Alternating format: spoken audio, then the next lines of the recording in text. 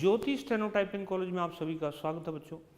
जो बच्चे घर बैठे जो है ये डिक्टेशनों को लिखना चाहते हैं और टाइप करके अपनी एक्यूरेसी जानना चाहते हैं तो ये वेबसाइट है jyotisstenotypingcollege.com। जो बच्चे यहाँ की क्लासें लेना चाहते हैं तो ये एड्रेस है हमारा Jyoti steno typing, first floor, Pawan mega mall, opposite HDFC bank, Subhash Chowk, Sonipat, Haryana में ही। एक नंबर और लिख देता हूँ मैं 7206905115। ये है इंस्टीट्यूट का नंबर, तो इससे आप संपर्क कर सकते हैं। तो मैं बोलने जा रहा हूँ कैलाश चंद्र डिक्टेशन नंबर 110, यानी कि 110 नंबर डिक्टेशन। और ये कुछ डिक्टेशन हजार वर्डों की है और ये वाली काफ़ी अच्छी डिक्टेशन है। इस तरह की डिक्टेशन जो है पेपरों में आ जाती हैं। Dictation start after 5 second. Mr. Vice Chairman, I wish to make a few observations of a general nature on the appropriation bill. I know that this is an appropriation bill and not the finance bill, but perhaps it is permissible to make a reference to the policies which underlie this bill. The bill in its broad feature is having regard to all the circumstances that prevail in this country, a reasonable measure and deserving all the support of this House.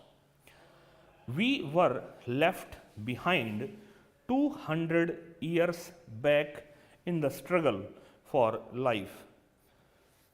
The Industrial Revolution bypassed us. We are now in the atomic age and we have somehow or other, if we wish to exist as a decent country in the world, to make up for lost time. We have to provide for our people a higher standard of living, and that higher standard of living we can provide only by increasing production, and increased production involves increased expenditure. You cannot have increased expenditure without heavy taxation, and it is inevitable therefore that the tendency to tax more and more should increase with the expansion of states' activities. We wish to usher in a socialist economy. Let us be clear as to what we mean by a socialist economy. We have heard a great deal about the private sector and the public sector. Well, we have got a mixed system of economy, and I suppose we have to be fair to the private sector, but there is just one thing about it that you must be clear about. In a socialist economy, the direction of investment and the control of investment must rest in the hands of the state. In a socialist economy, the public sector must dominate the private sector. All this is vital for a socialist economy.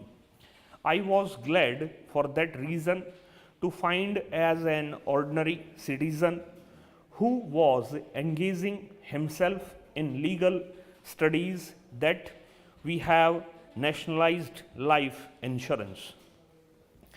I hope we shall maintain and continue that policy. I can see no alternative to expansion of state activity in all directions that concerns the common man. It is only in some such way that we shall be able to provide employment to our hungry millions. Of course, it does not mean that every tax is a good tax. As one who rather likes to be described as a socialist, I have a little objection to indirect taxation. I think the better way to deal with the problem of taxation is to tax those who are in a position to bear the burden of taxation. We find the richer classes always saying that the taxation is very heavy.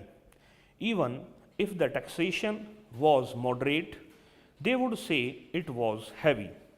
But it is extraordinary that when once a tax of a direct nature has been levied, the industry is able ultimately to adjust itself to the conditions imposed by the tax, and therefore we have to do a little dynamic thinking in these matters.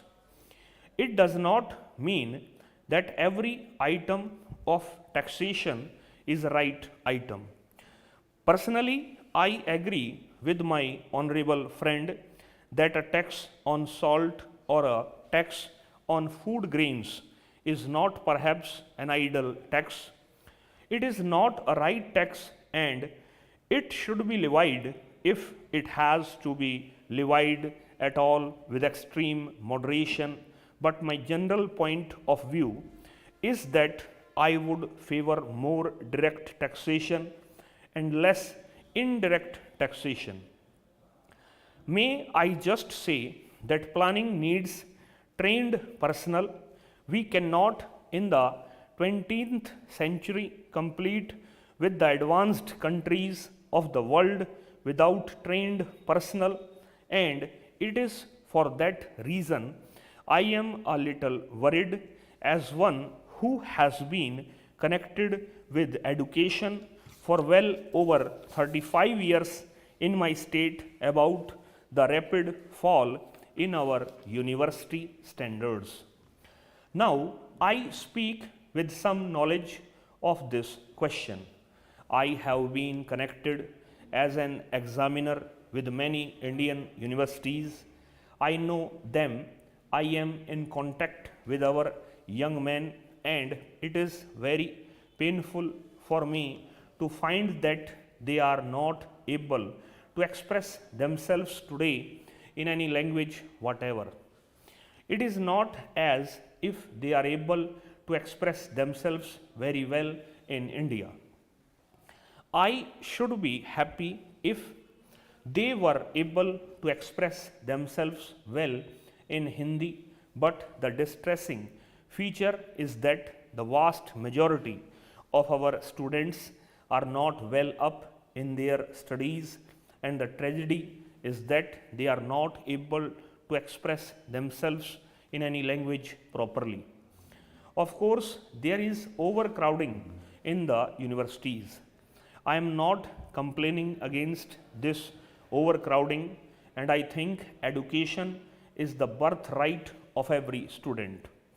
I visualize a time when education in all its aspects will be as free as the air that we breathe. The only thing that we should require or we should demand is the capacity to profit by higher education. Higher education must not be made too expensive for the poor. After all, the unfortunate section of the community has a right to a better deal. But what I am worried about is the fall in standards. We cannot ignore the claims of expansion, and there has been a considerable expansion of secondary education in our state. I think it is right that there should be this expansion. The question, however, is how are we going to reconcile the claims of expansion with the claims of efficiency? I am all in favor of diversification of our educational system, but by mere diversification of education, you will not be able to solve the problem of unemployment among the educated unemployed. You will merely substitute a class of specialist unemployed for the general unemployment today. How are you going to tackle this problem? I think it is unnecessary for us to insist upon uniformity of standards in all our higher educational institutions in the country. The view has also been put forward by the ministry that there should be uniformity of standards in all the universities.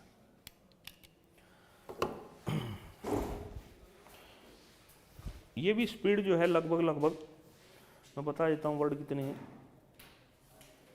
ये word है 997 और ये 10 minute में पढ़ी गई है, तो ये भी 99.7 की स्पीड रही. और जो है पहले इसको अच्छे से पढ़े बच्चों, उसके बाद जो है वेबसाइट पे जाके इसको टाइप कर दें. फोल्डर के अंदर होगा KC नाम से फोल्डर, उसके अंदर जो है KC 110 110 नंबर डिक्टेशन को आपको टाइप करना है. इस क्लास के अंदर इतने बच्चों. नमस्कार बच्चों.